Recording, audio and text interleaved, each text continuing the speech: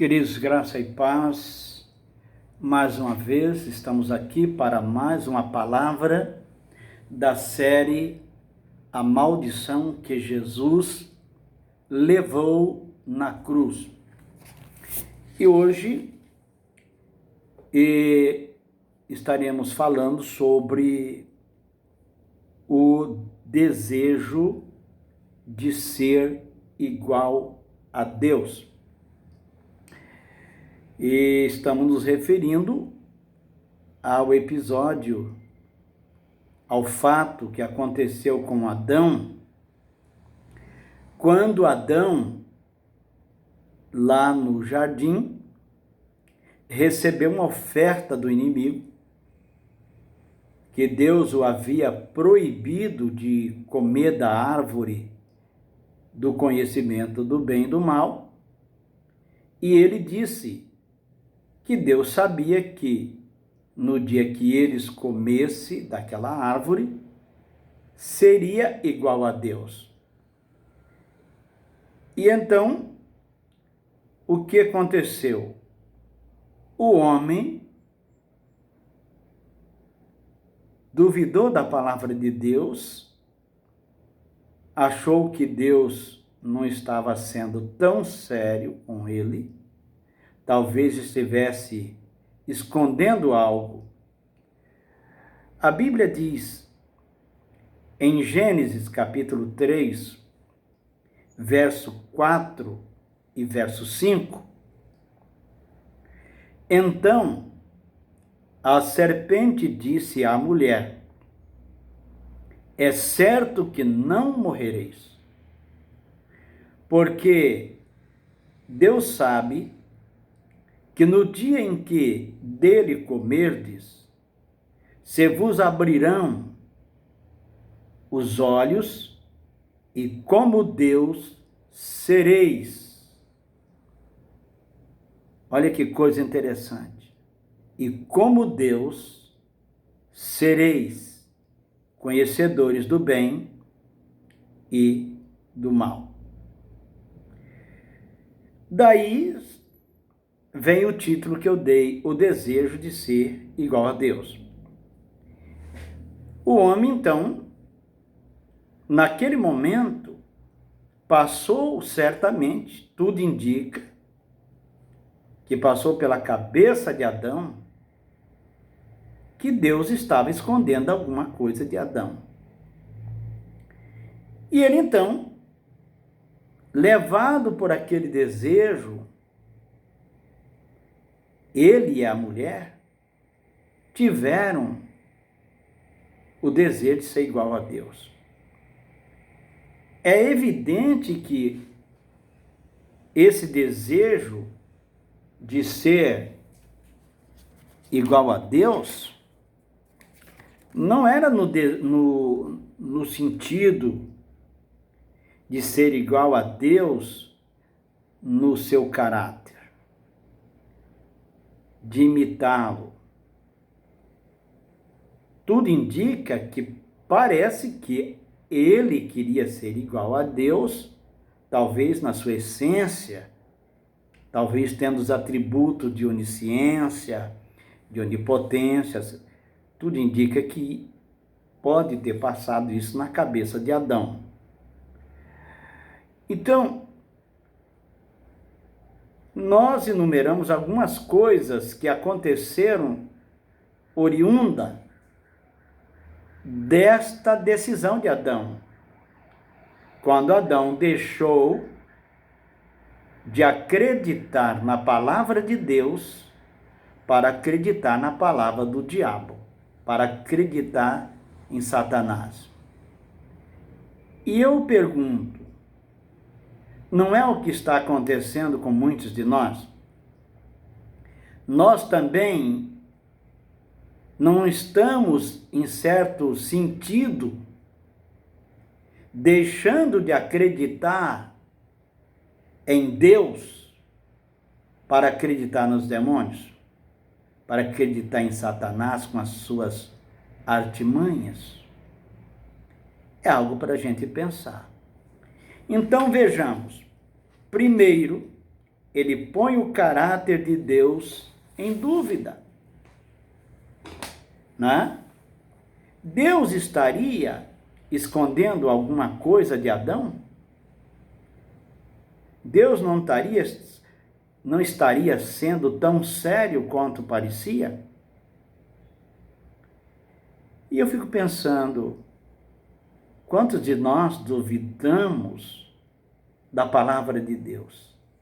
E que Satanás, com as suas artimanhas, as suas infiltrações nas nossas mentes, faz com que duvidemos da palavra de Deus. Segundo, põe em dúvida a palavra dele. Porque Deus e sua palavra é uma em essência.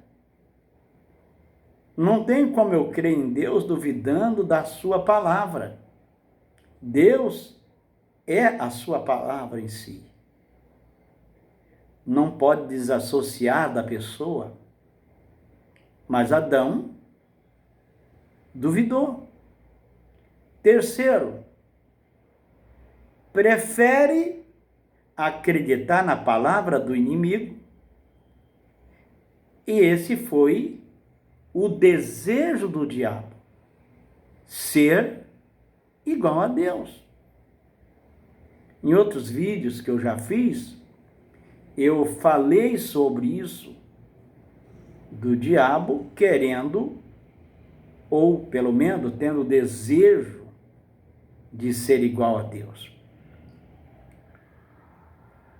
Em Ezequiel 28, 2, diz o seguinte: Filho do homem, diz ao príncipe de Tiro, assim diz o Senhor Deus, visto que elevas o teu coração e dizes, eu sou Deus, sobre a cadeira de Deus me assento no coração dos mares, e não passas de homem, e não és Deus, ainda que estimas o teu coração como se fora o coração de Deus. É bem interessante que Deus frisa aqui, tu és homem, e não és Deus. Meus queridos, precisamos lutar contra essa tentação. O príncipe de Tiro aqui, ele assim pensou. Ele aqui, uma representação de Lúcifer, que se rebelou contra Deus. O homem sempre será homem, nunca será Deus. E o fato dele estar sendo representado é porque eles se consideravam deuses, ou semideus, ao ponto de exigirem de serem adorados, tanto os reis de Tiro, os reis do Egito, da Babilônia, outros reis exigiam adoração como se fossem sagrados. Então, vamos falar aqui um pouco desta filosofia que ouvimos com frequência. Muitas pessoas dizem que nós somos Deus, que você tem um Deus dentro de você, que você é Deus e que você precisa conhecer o Deus que está dentro de você. Isso você não vai encontrar apoio na palavra de Deus. Isso é um pensamento da nova era. Os adeptos da nova era é que pensam assim. Dizem que o homem é um Deus, mas foi esse o pecado que derrubou os nossos primeiros pais, Adão e Eva. Eva viu uma grande oportunidade de ser como Deus. E ao mesmo tempo em que estava também duvidando da palavra de Deus. Veja o que diz o texto. Gênesis 3:6 diz assim: vendo a mulher que a árvore era boa para se comer, agradável aos olhos, presta atenção a isso, agradável aos olhos. Esse é o problema.